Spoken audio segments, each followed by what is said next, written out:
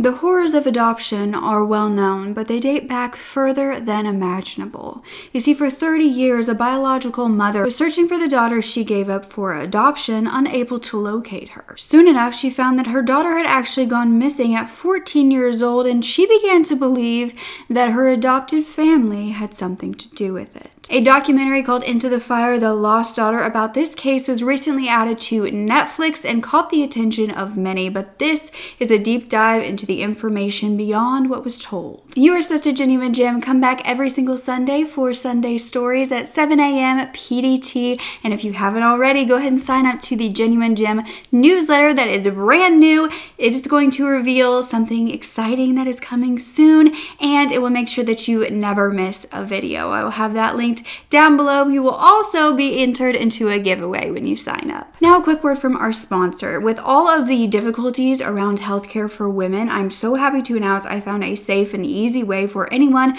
to get their sexual and reproductive healthcare needs taken care of. I want to thank our sponsor, Nurx, who helps you to take control of your own health with no judgment or stigma. They deal with a digital healthcare platform that makes it so easy to get expert healthcare from licensed medical professionals. They offer easy access to more than 50 birth control options and treatment for different mental health concerns, all tailored to you, no one size fits all. If it is deemed medically appropriate to prescribe you treatment, Nurx will ship straight to your door in discreet packaging, and Nurx prides themselves in helping women be their own advocates, which I absolutely love. So you can go to nurx.com/BrookeMcKenna to get started, or click the link in the description. That's nurx.com/BrookeMcKenna, or scan the QR code on the screen. Now let's get back to the story. So when Kathy Turkanian was 17 years old, she gave birth to a baby girl that she named Alexis Miranda Badger. This was in New Orleans, Louisiana on June 23rd of 1974. This teen mother, Kathy, had grown up in a family with 5 siblings, and her mother, Shirley, had children with 3 different men throughout the years. So Kathy was raised by her mother and her stepfather, who actually worked in the Navy. So due to this, they moved often, and Shirley was often left to her own devices with the 6 children. So one of Kathy's siblings actually had epilepsy and required much of the mother's attention. So Kathy really became known as what is deemed a glass child, a child who doesn't show many outward problems and who can appear to take care of themselves, so they are often overlooked. Glass children often grow up in a home where siblings take a disproportionate amount of potential energy away from the other siblings. This can be a sibling with disabilities, with illnesses, with behavioral issues. Essentially, the other siblings are the glass children because people see right through them and focus on the more difficult child.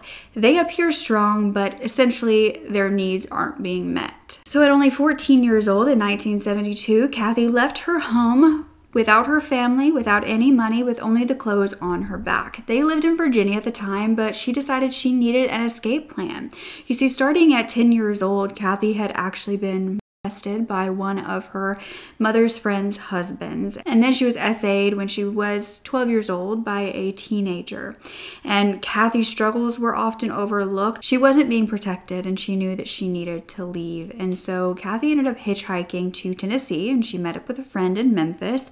After that, she got on a Greyhound bus. She didn't really have any destination in mind. That is when she would meet a traveler who said that they were going to Mardi Gras in New Orleans. She followed them to a party and ended up finding a whole bunch of young runaways just like herself, and they began to teach her their ways on how to stay afloat, where to live, how to not get in trouble, and how to live life as a runaway. This is when she met a 19-year-old named Randy Badger, and they became inseparable. By the end of that year, the two traveled to South Carolina to get married, because in South Carolina it was legal for a minor to wed with parental permission.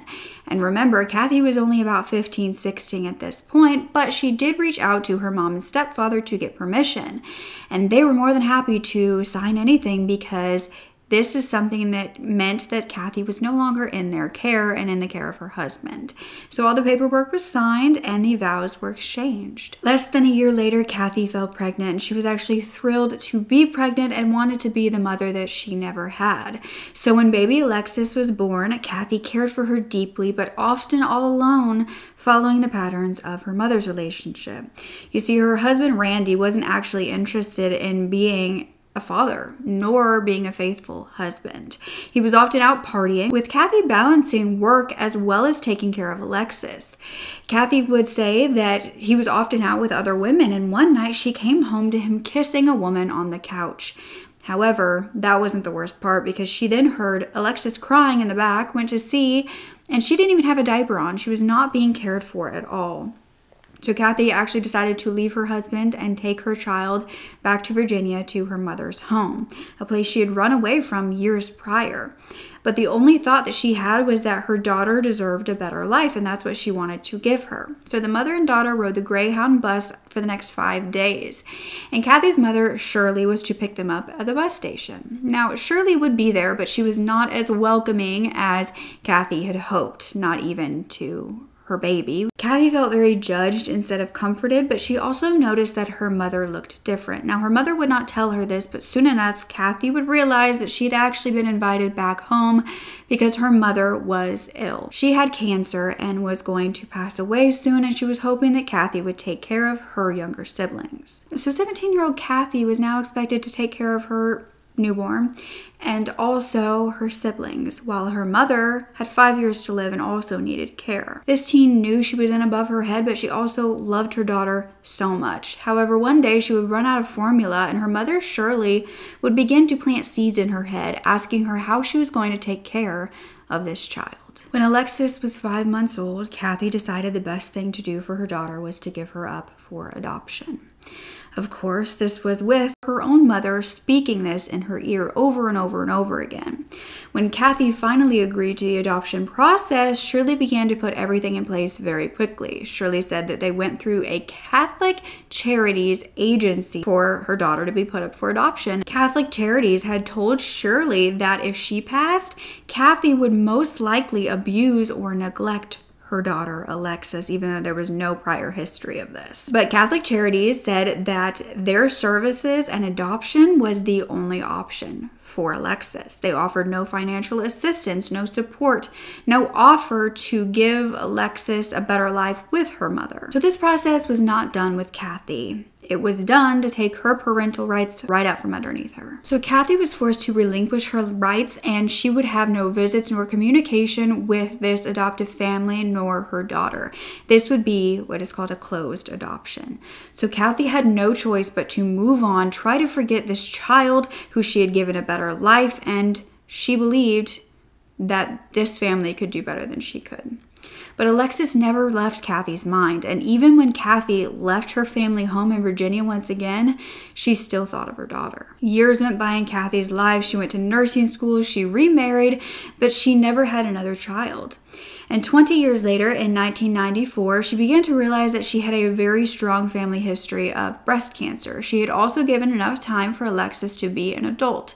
So Kathy then would try to contact her biological daughter to warn her that she might be predisposed to breast cancer. However, she could not find her daughter. Kathy wondered how Alexis had grown, if she looked like her, if she was happy and healthy, how her life was, but there was little to go on as far as how to locate her daughter, who most likely wouldn't even be named Alexis anymore. Kathy had given her daughter those 2 decades, those 20 years, to learn about the adoption, to become an adult herself, and who could actually make her own choices if she wanted to have a relationship with her biological mother or not. But now this 20-year-old woman could not even be found, and the only other option Kathy could think of was to reach out for the Catholic Charities Agency for information. However, they would tell her to get a lawyer if she wanted to see her file, her own file. 16 years after this, in 2010, 36 years after the adoption, Kathy would finally receive a letter. This was not from her daughter, but it was about her. Kathy was being asked for her DNA to compare to unidentified human remains. A social worker had written to Kathy explaining that almost 4 decades after she had given up her daughter for adoption, her daughter may have been found deceased. This letter explained that her daughter Alexis had been adopted by the Bowman family and that they had renamed her, but this letter didn't give the name, and they believed that this Jane Doe found in Wisconsin in 1999 could be Alexis because she had disappeared from her adoptive home in Michigan in 1989, 10 years prior. when she was 14 years old, which was ironically the same age that Kathy had run away from her home. When her adoptive parents, Dennis and Brenda, were questioned about this, Dennis said that the daughter was having lots of behavioral problems. She was seeing a counselor at the time. Brenda said that one day she had gone to work, and when she returned, the daughter was no longer there, and neither was a cache of envelope that they kept just for safekeeping, for savings at their home. They both believed that she was a runaway. And after this, investigators said that there were many sightings of this girl. But this Jane Doe was said to be killed 10 years after this daughter vanished. So could she have been alive for a decade prior to her death? Kathy willingly gave her DNA to be compared to this Jane Doe, but she demanded answers. But there was no contact information for the police investigating her daughter's alleged case, so Kathy had to take to the internet to find out her daughter's name. She was searching for missing girls in Michigan that year, and she came across a 14-year-old girl from Holland, Michigan, whose birthday matched her daughter's. She then searched for a photo, and she found a school picture of Andrea Michelle Bowman, and she knew that was her daughter. She had vanished on March 11th of 1989 and was reported by her parents as a runaway. Now, Alexis had been adopted by Dennis and Brenda Bowman, and they had changed her name to Andrea. However, this hadn't been directly from the Catholic Charities Agency like Kathy was told. Kathy would uncover the truth about her daughter's adoption and that she wound up in the hands of CPS, or Child Protective Services, in Virginia, bouncing around to different homes before finally being adopted. This made the adoption process much longer and a much more traumatizing one for the child, because regardless of a foster child's age, even if they don't consciously remember that lack of stability, it is shown that subconsciously their mind does remember that trauma. But eventually, this Bowman family were told that there was this young girl who was 10 months old that they could adopt. So it was 5 months after Kathy had actually given up her daughter that she was in the hands of the Bowman family. You see, Brenda Bowman actually was told she was not going to be able to have children, and so she was thrilled with the opportunity to adopt. So the question was, why did she end up in CPS? Well, it was believed that CPS ended up taking baby Alexis in mainly due to the fact that someone had allegedly reported that Alexis was born with fetal alcohol syndrome and that her mother had been taking LSD during the pregnancy. And this would have caused further complications. Both of these allegations would cause a much different placement rate with different foster families, adoptive families for the child, as fetal alcohol syndrome can be disabilities related to learning, thinking, behavior, physical development, and can be on a spectrum. You see, no amount of alcohol is safe to drink when you are pregnant. Your baby is at risk for fetal alcohol syndrome if you do. This can cause many challenges for a child in school, trouble getting along with others, issues with controlling emotions and actions, quick and abrupt changes in mood, and not understanding the results of choices made. Poor judgment skills altogether. So of course, this is going to cause an issue on finding a family that is capable of taking care of a child with these sort of needs. However, I couldn't find much as far as the reasonings that this Catholic Charities Agency gave for why this process was put through CPS and took 5 months, or if this was their real plan all along and she was just going to go into Child Protective Services.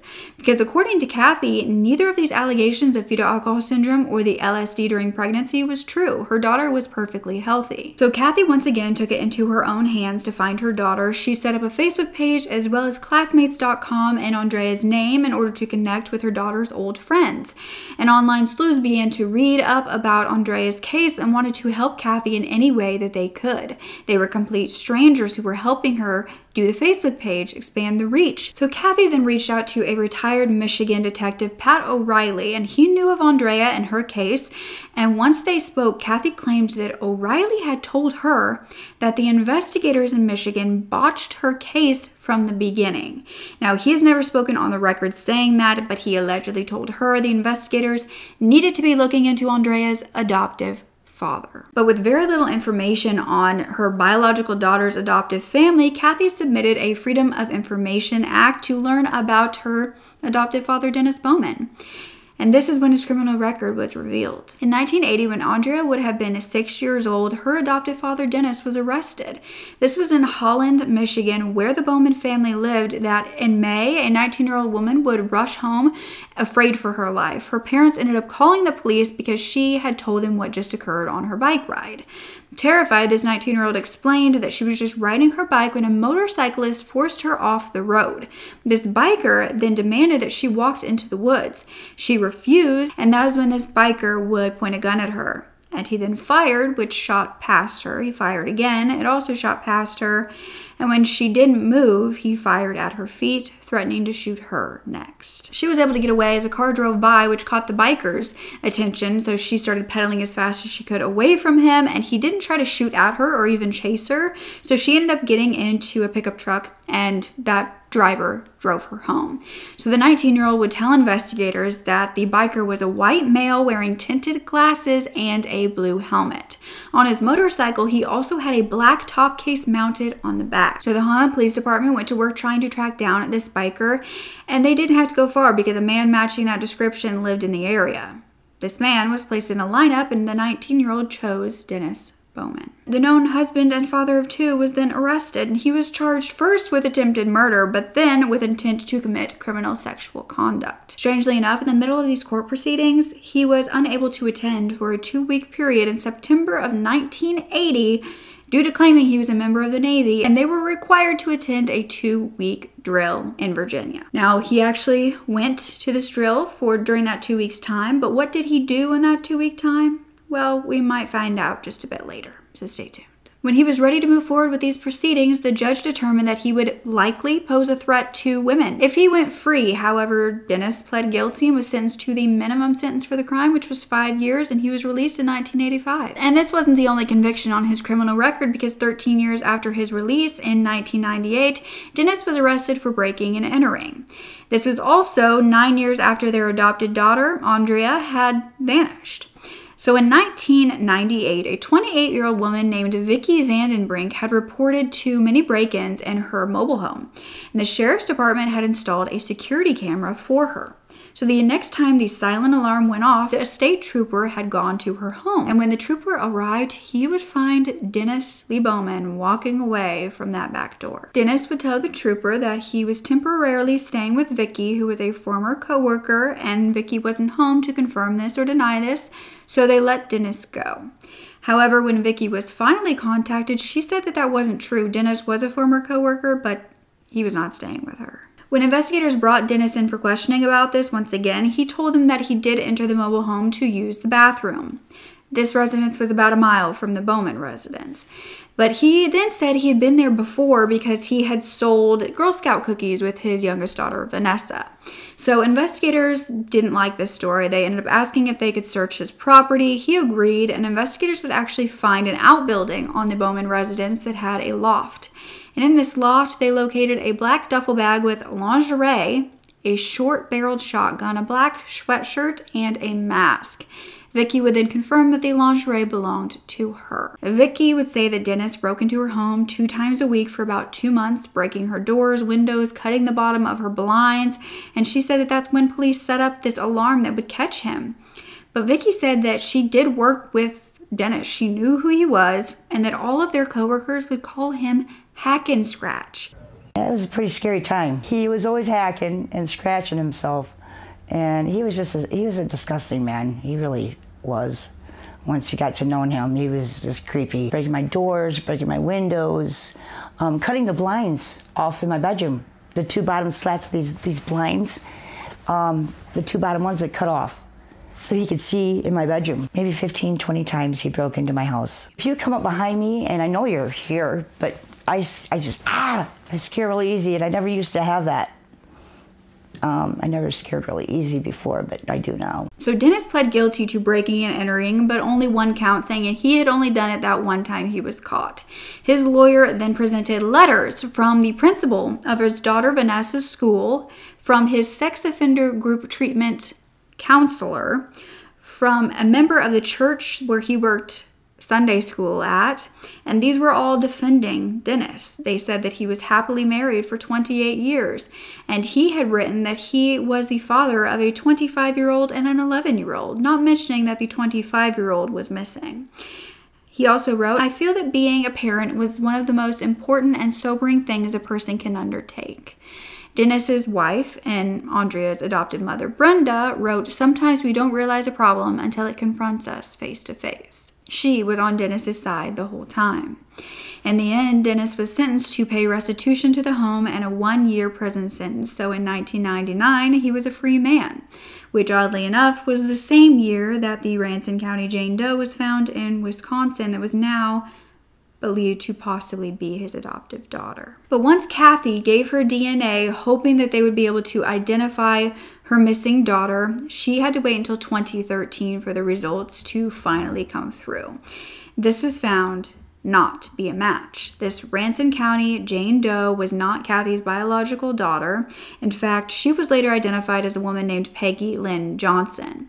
When her body had been exhumed for DNA testing, it was found that she had marks on her that appeared to be from being dragged to that area of the dumping ground, and she was thought to have endured several weeks of extreme neglect and physical abuse prior to her murder. She was malnourished, she was SA'd, she had chemical burns, her nose was broken, and so were several ribs. She was 23 years old and believed to be cognitively disabled. She was never reported missing, and it was believed that she was a runaway. Once Peggy was identified, so was her killer, who was 53-year-old Linda Sue LaRoche, who owned her own nursing practice. Once she was arrested, Linda's husband confessed that the year that this Jane Doe was found, he had come home to find Peggy unresponsive, and Linda claimed that it was because of an overdose. So she asked her husband to take the kids out so she could dispose of Peggy's body.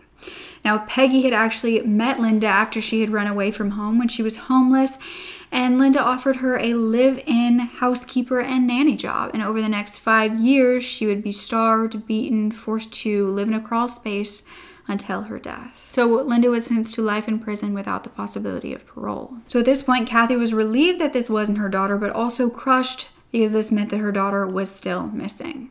Now, Kathy believed that the man who had adopted her had killed her. The adoptive family was found to have moved from Holland, Michigan, where Andrea vanished, to another town named Hamilton shortly after. So Kathy would actually take to Facebook with her theory. You know, I have issues with the people that dropped the ball years ago, and it's across the board. You know, it's the school, it's CPS, it's the police, it's the church, it's across the board. It's the adoption agency that put her in all of it, you know. And so, yeah, I just will continue to march forward because that seems the best direction, and just expose the whole thing, and the chips will fall where they may. Never should have been the case that she had to go to the school, to the church, to the CPS, to the counselor, to everybody. I tell you what, though, my daughter has possessed me for the last 10 years. I mean, you know, she's leaving me slowly but surely, but this is her, you know, and he was afraid to face her. I'm as close to her spirit as you're going to get. He killed her body, but he didn't kill her spirit. And she then learned from those who knew Andrea that she had a very difficult home life with the Bowmans, and she had a lot of anxiety about her younger sister, Vanessa, and having to take care of her. This was, again, very ironic due to what her own biological mother had gone through. But in September of 2013, Kathy went to a Missing in Michigan conference to raise awareness of cold cases in the state. Andrea's adopted mother, Brenda, and her adopted sister, Vanessa, also showed up. So Brenda was speaking to this crowd, but it was actually directed at Kathy, and she stated, "We have a little situation here. I can see that you very much resemble Andrea." She was speaking to Kathy, and Kathy immediately yelled out, "Tell them the truth, Brenda. Tell them about your husband." While this public conversation didn't go anywhere, the two would talk privately, and Brenda would explain that she and Dennis fully cooperated with the police. She even had a binder full of the notes that they had during that time. When Dennis's criminal record was brought up, Brenda allegedly said, "I hadn't forgotten what he did, but I do forgive him. I take my marriage vows very seriously." At this point, Kathy was getting very fed up, and she yelled at Brenda how she had abused, starved, and humiliated Andrea. And Andrea's adoptive sister Vanessa heard all of this and tried to actually fight Kathy, but was held back. And she was saying that Kathy needed to be put into an insane asylum. This interaction, though, proved to Kathy that she needed to take this one step further. And so she decided to hire a PI who was a former Michigan State Trooper named Geoffrey Floor. The PI would obtain Andrea's police file, and that is when they would find documents from December 1988, 4 months prior to her disappearance. Why would she have files 4 months prior to when she vanished? We see around this time, the local authorities had determined that allegations made by this teen that went missing later weren't true. It started when Andrea had spoken to some staff members at her school saying that she was afraid to go home. Police were called to the school, and during an interview, Andrea would confess to them that her adoptive father was molesting her. After hearing this, a social worker was sent to the Bowman residence to speak to the parents, and Dennis and Brenda, of course, denied the allegations, stating that they had recently told Andrea that she had been adopted as an infant, and this led to some rebellious behavior from her. And then 4 months later, the parents reported her missing, claiming that she had stolen money from them before running away. Now, Kathy's Facebook page would actually lead to finding many witnesses from Andrea's past. Kathy would find that a friend of Andrea's during this time was a girl named Jennifer Jones. Jennifer would say that Andrea confided to her that she did not want to go home because her father was sexually abusing her at night. And when Jennifer heard this, she told her own mother, who let Andrea stay at their house for the night and then took her to the principal that next morning. Andrea also confided in one of her church friends and their mother, saying that her father was abusing her, that her mother knew and didn't care. This mother then took Andrea to speak to the youth pastor, but Andrea continued to hang out at their home, and one day they actually took her back to the Bowman residence, and Dennis allegedly appeared out of nowhere and began to threaten this mother to stay out of his business. A couple who were friends with the Bowman said that they always felt very uneasy about Dennis, and they watched their daughter like a hawk when he was around. That Dennis bragged about these sexual conquests he had as early as high school. And once Andrea vanished, the couple actually ended the friendship because they believed something happened. They said that until Kathy reached out, they had never spoken to the police about Andrea or her disappearance or the Bowmans. Then another possible victim would come forward to Kathy, saying that between the 1980 assault of the bike rider and the 1998 breaking and entering of his co-worker's home, he had attacked her. This victim told the Atavist that in 1989, the same year that Andrea had vanished, this victim was only 6 years old when she was walking to a friend's home and she was flagged down by a man in a truck. He told her that her mother had said that it was okay if she would come with this man to see the puppies. She was then pulled into the truck, the man sped away, and then drove her to a rural area where he dragged her into the thicket. Her sweater was ripped off, wrapped around her mouth. Her hands were tied behind her back with rope, and all of her clothes were taken off. Just as this man unzipped his pants, dogs began barking, and he ran away, and the 6-year-old then had to walk to the main road naked and afraid to get help. The 6-year-old would be working with a sketch artist to draw this man and his truck. However, this man was never found. Not until this now grown 6-year-old victim would find Andrea's Facebook page about her disappearance and a picture of her adoptive father and realize this was the same man. By 2016, Catherine strongly believed that her daughter had been buried in her adoptive family's backyard. She found Google Street Maps images and zoomed in on this concrete slab in the back of their property. She had a sinking suspicion that her daughter was there. So while speaking to detectives on Andrea's case, they said that they simply did not have enough evidence to make an arrest. 3 years later, in 2019, an arrest was made of Dennis Bowman. However, this was not anything to do with his adoptive daughter's disappearance. You see, that November 2019, police swarmed the Bowman residence to arrest Dennis for the murder of another woman. A murder that happened 9 years before Andrea disappeared. One that happened on the night of September 11th, 1980. The same time period, the court proceedings had to come to a halt in the assault of the 19-year-old bicycle rider because Dennis claimed that he needed to go and do a drill with the Navy in Virginia. Instead, it appeared that he had traveled those 800 miles and committed a murder there. Kathleen Doyle lived in Norfolk, Virginia, and her husband Stephen was on active duty as a pilot in the Navy. He was deployed in the Indian Ocean, and on September 9th, her friend named Vivian visited Kathleen at her home for a few hours that evening. They ended up separating for that night. The next day, she tried calling Kathleen several times, and she never answered. So then on September 11th, the friend stopped by Catherine's house with her husband and noticed that the outside light was on, and there was mail in the mailbox as well as 2 newspapers on the ground. The screen door was also unlocked, which was unusual for Kathleen. Her friend knocked on the door and realized the door was open. So Vivian entered this home, walked through the bedroom, and that is when she would find Kathleen deceased.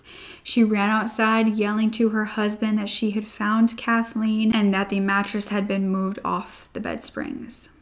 It appeared as though there was a struggle. So this husband ran in. He saw what had happened. He tried to call 911 on the kitchen phone, but it wouldn't go through. So he then had to run to the neighbor's home to get help. Investigators found Kathleen lying on the floor naked with various cords wrapped around her. She had a stab wound in her left chest, and her kitchen phone had the mouthpiece removed, meaning that the caller would be able to call someone but not be able to communicate with the other person on the other line.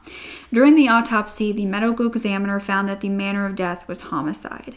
There was evidence of sexual abuse and punching and blunt force injuries to the face, mouth, and stomach. She was tied up, gagged, strangled, and stabbed in the back after being stabbed in the front and it failing to penetrate. The cause of death was determined to be mechanical asphyxia by strangulation and stab wounds with internal hemorrhage. Investigators found no signs of forced entry. However, 9 of the windows were unlocked, and a piece of wood was found leaning against the house under the spare bedroom window next to a utility meter, which together could have been used to gain access to that window. Inside, they found a rolling pin used for cooking in the bedroom near Kathleen, but there was no murder weapon, no missing mouthpiece for the phone either.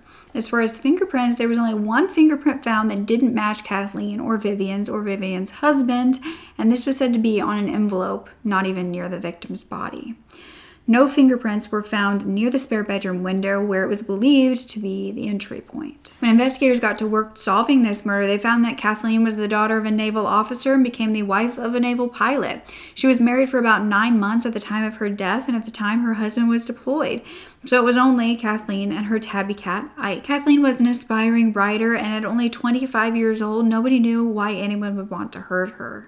So for the next 3 years, Kathleen's case would go cold. When investigators did begin to find leads, Dennis Bowman was not the original suspect. You see, when serial killer Henry Lee Lucas was arrested in 1983, he confessed to Kathleen's murder, along with hundreds across the country. He became known as a confession killer for his false confessions of about 600 murders. After he was charged with Kathleen's murder, his confession was found to be false, and DNA eliminated him as a suspect, so the charges were dropped. They were back to square one until 2019, when they were able to match the DNA found on Kathleen to a list of 30 suspects based on genetic genealogy. It turned out that one of the men on this list had DNA on file at the Michigan Police Department, and this was the DNA of Dennis Bowman. Now, they had allegedly gotten his DNA not due to his previous criminal convictions, because that was a time before that technology, but due to a water bottle Dennis had left recently at the police department. You see, prior to the 2019 arrest, the Bowmans had entered the police department to report Kathy, their adopted daughter's biological mother, for harassment due to her Facebook claims that he was a killer. The police gave Dennis a water bottle and allegedly kept it to obtain his DNA when he left. And from that DNA, he was matched to a murder. So he was arrested for the murder of Kathleen Doyle on November 22nd, 2019, and then he confessed. I did it. I plead guilty. Right. Right. If that's what you want to do. No trial, no nothing. I went out, I wandered around, just wandered around. And I walked into a little bar, and they were all old people there. Mm-hmm. Well, I got stupid drunk. Mm-hmm. I mean, just crazy, stupid drunk. Do you remember what bar you were at? Just some little corner bar. Yeah. Okay. And then you took off walking down the street? I walked out and stumbled across the street and started walking down the sidewalk. And like I said, there was this house, and there was no lights on. And I said, I wonder if they got some loose money laying around. Mm-hmm. The window was easy to open. all right? It was easy. I almost fell in the damn room. My handprints are probably on half a dozen things in there because I was stumbling drunk. I went in the living room. I don't think it touched anything in the living room. There was wide open spaces. I went in the kitchen. I opened the refrigerator. All right. I opened some of the drawers. I opened the frickin' cookie jar. I don't know if you got that or not. She sat up and was gonna scream. I put my left hand on her mouth. I went to push her back down with my right hand. She hit my hand, and that's when the knife. This is her body, and this is her ribs. All right, and this is her arms. All right, she hit my hand with this, and the knife went right there. You know, I was looking for an easy out, you know, a couple of bucks or something, you know, maybe 20 or whatever they had, all right? And when that happened, all right, that took it completely out of my hand. That was... And that's what set you in a fit of rage. And that's what set me in a fit of rage. Yeah. And that's when I blanked out. And right. I don't ever remember having sex with that woman. Well, you did. Not ever. You did. Okay? And 40 years later, it's well, now 40 years ugly. later, I can't remember. I didn't do that. I didn't stab her. I didn't cut her. I didn't beat her. He told investigators that he was in the area for his 2-week drill with the Navy, though he failed to mention that at the same time he was awaiting trial for the attempted assault of the bike rider. He said that in Norfolk, Virginia, he entered Kathleen's home through a back window when he was drunk. He said that he attempted to rob her, but he didn't expect to find Kathleen in the house nor to kill her. While Dennis was in custody awaiting trial for Kathleen's murder, Kathy knew he should also be charged with the murder of her biological daughter. And shockingly enough, 3 months after his arrest in February of 2020, Dennis would finally confess to what happened to his adoptive daughter. Soon enough, investigators arrived at the Bowman residence. A press conference would announce that 31 years after her disappearance, Andrea Bowman appeared to have been found. Her adoptive father, Dennis Bowman, had willingly confessed to her murder, and skeletal remains had been found in the backyard of their home under a thin layer of cement. They had actually located these remains after his wife Brenda had confessed to police that during a prison phone call, Dennis had confessed to her that he buried Andrea in the backyard, and that when they moved from Holland to Hamilton, he moved her into the back of their new home. He was talking something about so near, so far, right under your nose, and I says, "What the hell are you talking about?" And he goes, "Andrea, she's buried in the backyard." And I said, "No, she's not. We didn't even live here then." And he says, "Well, I moved her from the other house as soon as we signed papers on the land." Hearing this, Kathy immediately offered up her DNA once again to confirm that these remains belonged to 14-year-old Andrea Bowman, who never actually left her adoptive home all those years ago. It was a match. However, Dennis Bowman did not take full responsibility of the murder, instead calling it an accidental death. Dennis claimed that he and Andrea were arguing when he slapped her, causing her to fall and break her neck. He then dismembered her body with an axe and a machete, but he reported her missing to cover it up. On May 15, 2020, Dennis was charged with the murder of Andrea as well. The next month, he would plead guilty to the murder of Kathleen Doyle, and he would receive 2 life sentences plus 20 years. He would serve this time for Kathleen's murder in Michigan while he stood trial for Andrea's murder. The trial began in February of 2021 with Andrea's adoptive mother, Brenda, taking the stand. Brenda claimed that she had made missing persons posters. She believed that her daughter had run away, and she claimed that she only learned the truth once Dennis was arrested for Kathleen's murder. At some point when Andrea was approximately 13 to 14 years old, do you recall her making a disclosure about abuse by the defendant? Yes. Was that sexual abuse? She told me one morning that Dad had molested her. And I looked at her and I told her, and I says, "And that's a lie, and you know it." He said that Andrea had run away. She had taken money out of the baby's bedroom, and she had taken the income tax money off his dresser and took her duffel bag, and she was gone. During the trial, it was revealed that Andrea's body parts were placed in plastic bags and stuffed into a cardboard barrel before being buried, and the machete used to dismember his adoptive daughter was found under Dennis's bed. As this court is aware, sentencing factors to be considered when fashioning the appropriate sentence for a defendant include the reformation of the offender, the protection of society, the discipline of the offender, and deterrence from others. The focus of this case should be on one person and one person alone, Andrea Michelle Bowman. Family photos attached to the pre-sentence investigation report show a happy child with sparkling eyes in the first photo. More photos taken by her adopted mother show Andrea perfectly happy, hair curled, with cute outfits, as evidenced by the second. Unfortunately, though, those happy times of childhood for Andrea did not last. On March 11th, 1989, Andrea, at just 14 years old, again had found the courage to pack what little she could carry and plan to run away. Before she could leave her home, the defendant came home and confronted her. She stood up to him, saying she was leaving, saying he was abusing her. And by his own admission, the last thing Dennis Bowman said to her was, "No, you are not." And then he killed Andrea, silencing her permanently. The defendant gives numerous accounts of what happened in the next steps. He says at one point she had fallen down the stairs. She moaned while in a crumpled heap at the bottom. Yet he never sought any emergency medical treatment or assistance for her. He then hid her body in the garage, brazenly calling the police.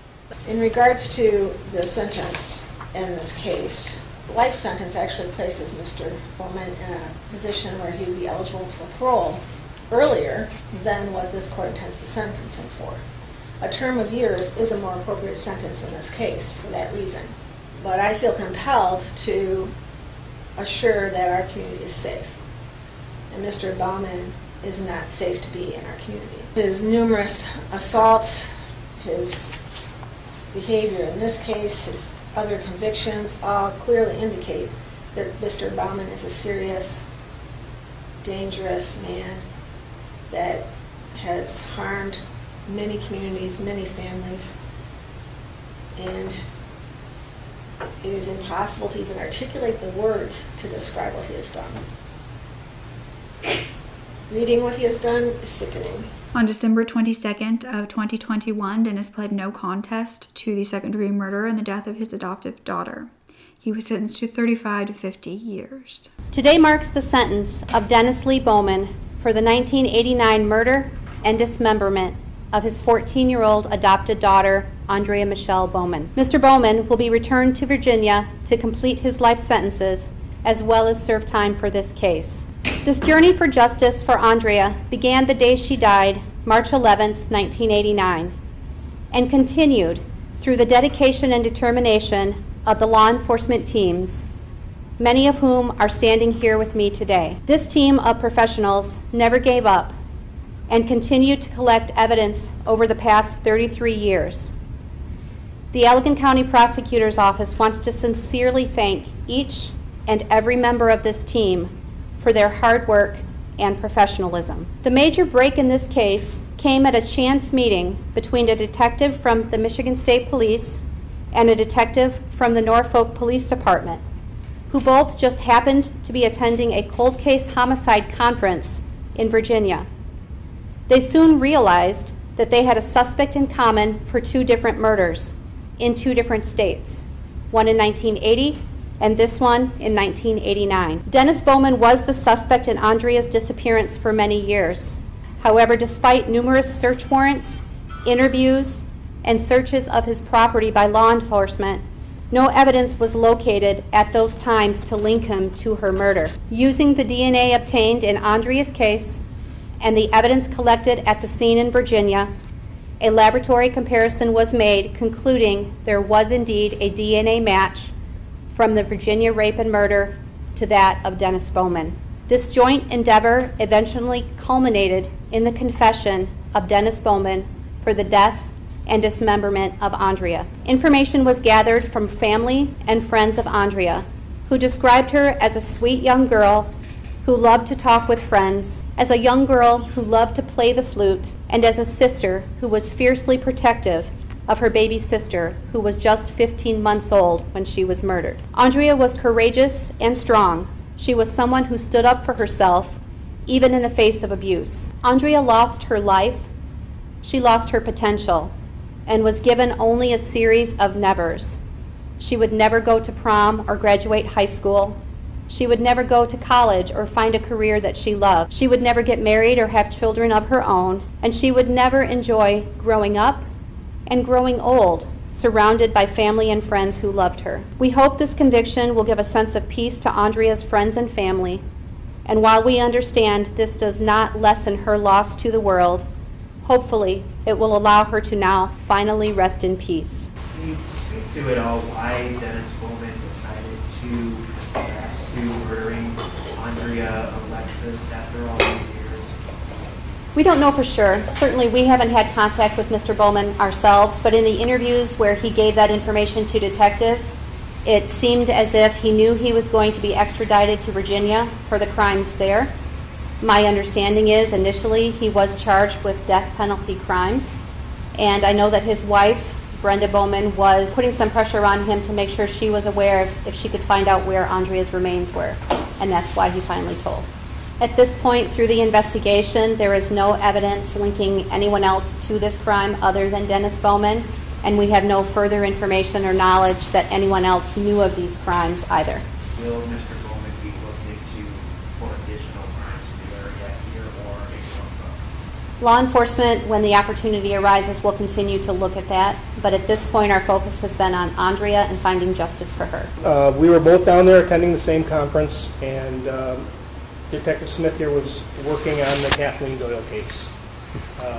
That investigation was continuing, and he had received some leads as it relates to genetic genealogy.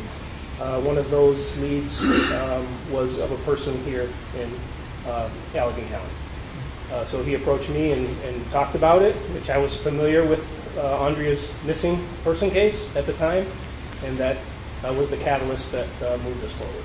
We want to hold Mr. Bowman accountable for Andrea's murder. We can do that by a murder in a second-degree plea. He also has the sentences in Virginia that are life offenses, so we were not risking anything by offering that. We were quite honestly saving those from having to testify and dredge up the things that had happened to them previously. It was not an easy decision to make. My team and I labored over that decision quite a bit before we were able to allow that plea to happen. But then, while in jail, Dennis confessed to another attack. This happened a year prior to Kathleen Doyle's murder. A 27-year-old had been bound, gagged, and sexually assaulted by an intruder in her home. Cash was taken. The victim told the police that this was a man who was white, between 25 and 30, with sandy hair, wire-rimmed glasses, around 5'6", and due to the statute of limitations expiring, Dennis could not be charged with the crime even though he confessed to it. Though when this attack happened, the newspaper actually spoke that this wasn't the only attack that had happened recently in that neighborhood. There was many reports of prowlers, and police believe that this attacker committed many other crimes as well. And Kathy believes that there are many other attacks and murders that have never been connected to Dennis that should be. Meaning that the failure to catch this man and then the failure of social services not doing their due diligence to vet their adoptive families led to this murder of an adoptive child. Oh, I mean, we surrounded him, and I think it's really poignant, poetically just that all women put him away. It's all women, okay?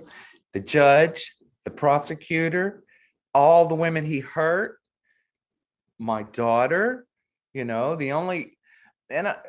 again, I have to go back to Vanessa. I really feel bad for her. I hope she moves through this and comes to the truth of it all and, finds some peace too. But Brenda, I don't feel any empathy or sympathy or anything for. I have complete disdain for her. And, she could have disarmed me had she just got in touch with me and said, Kathy, we cared about your daughter. We did this, we did that. One of her statements, one of the first things she said to me, and this was online in a private message, she said, actually, she actually put it on a Facebook page too, but that Andrea's case is a cold and forgotten. No, Andrea M. Bowman is a cold and forgotten case at the Allegan County Sheriff's Department. The entire system needs reform, and if we don't speak about it, there's never a chance that will happen. It's already so slim that anyone is even going to care if this is spoken up about. That slim chance is better than nothing, and so that's why I continue to speak up and want to do even more to help out in the future. And I hope that you learned a little bit more about what is actually happening behind the scenes in CPS and during adoptions, and maybe it will put a different perspective on the whole thing for you. I am glad that Andrea was finally found, but the fact that her biological mother had to come into the picture for anyone to care what happened to her is not only mind-blowing, but infuriating. Thank you guys for listening. I appreciate you so much. Make sure you are signed up for the Genuine Gem newsletter so you never miss a video. You get entered into a giveaway.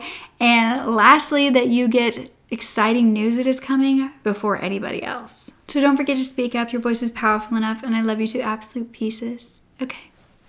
Bye.